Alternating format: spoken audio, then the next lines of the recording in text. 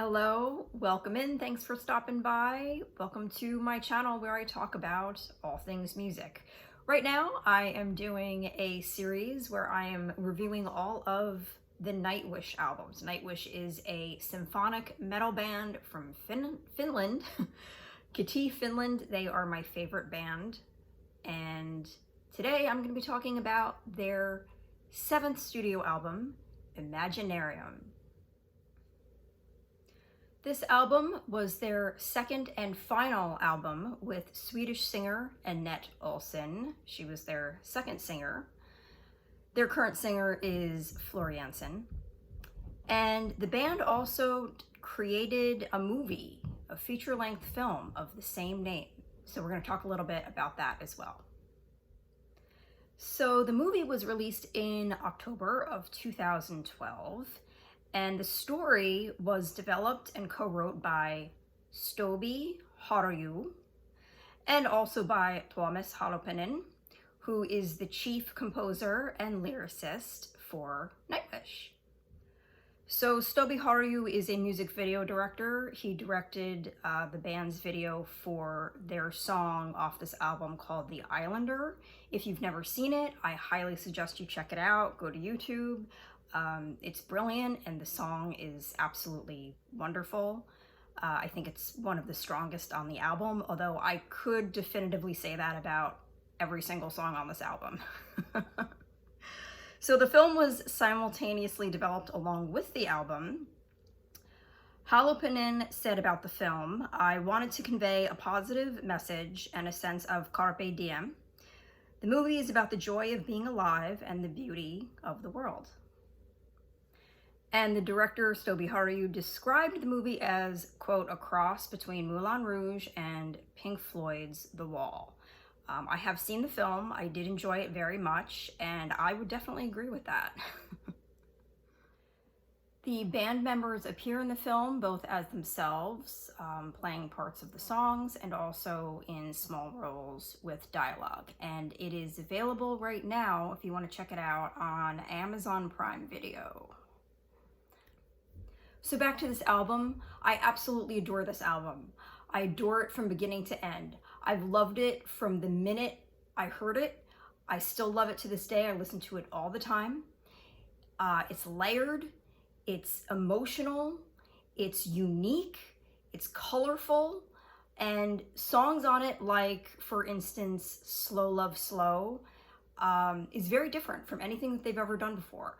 Slow Love Slow is a jazz song, and apparently Tuomas Halopainen felt inspired to write the song after watching Twin Peaks. I could definitely hear that song in a Twin Peaks episode, for sure. So the album opens with a track sung by the band's bassist, Marco. It's called Taika Talvi, and it translates from Finnish to English basically as magic winter, or sort of like a cold spell that you would have in spring. Next up, we roar into Storytime, which was the album's first single, and I remember being hugely impressed with Storytime when I first heard it, and to this day, it never fails to make me happy. That song makes me so happy. It's joyful and uplifting and inspiring, and I think it makes you want to put good things out into the world. Let's talk about the album's 6th track, which is called Scare Tale. Scare Tale is like a horror movie. It's maybe even better than most horror movies out there. It's a very visual song. It blows me away every time I hear it. There's a kids choir in this album that are used throughout the songs, and the kids choir that's used in this particular track is so creepy. It's mesmerizing and just creepy, and the whole song is extremely effective. It makes you feel what you're meant to feel. I also want to talk about a song called Rest Calm. So Rest Calm, I think, may not be as flashy as some of the other songs, but it has this very steady hypnotic aspect to it. As it starts to wind down, the end parts, Annette, the singer, sounds like she's like duetting with herself. It's like this back and forth, and it's so hypnotic and it's so masterful. It's so brilliant. It's one of my favorite tracks on the album. This song and Scare Tale, they both feel like actual roller coaster rides. This band's ability to execute the creative ideas that they have is unparalleled. I can't think of another band that could pull off an album like this, or a song like Scare Tale, for instance. Though it's gonna sound pretty cliche when talking about certain albums, this album really does have a little bit of everything. It has the catchy, poppy songs like the single, which would be Storytime. It has an instrumental called Arabesque, which is, it's like short, it's like a shorter song. It's really wonderful though. They have longer, more powerful songs. You have a couple ballads on there. You have the jazz song, Slow Love Slow.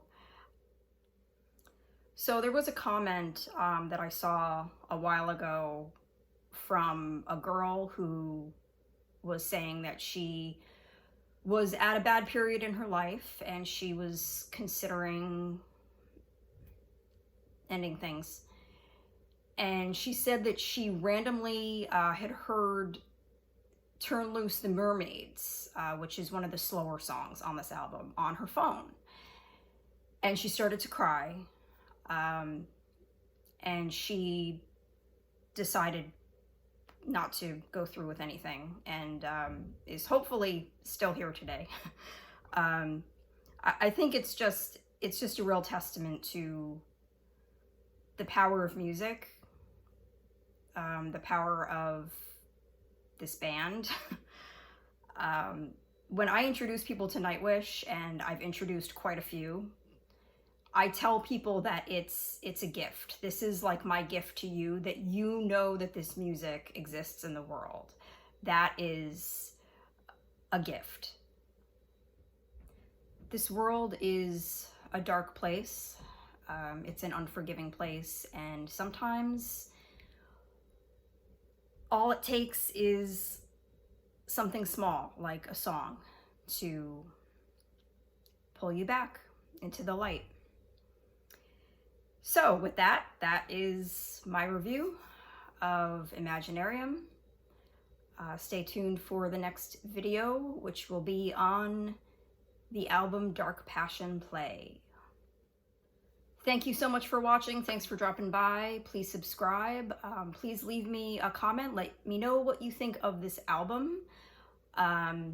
If you don't like this album, I'm gonna block you. No. No. No, tell me whatever you think, and I will see you guys next time. Bye!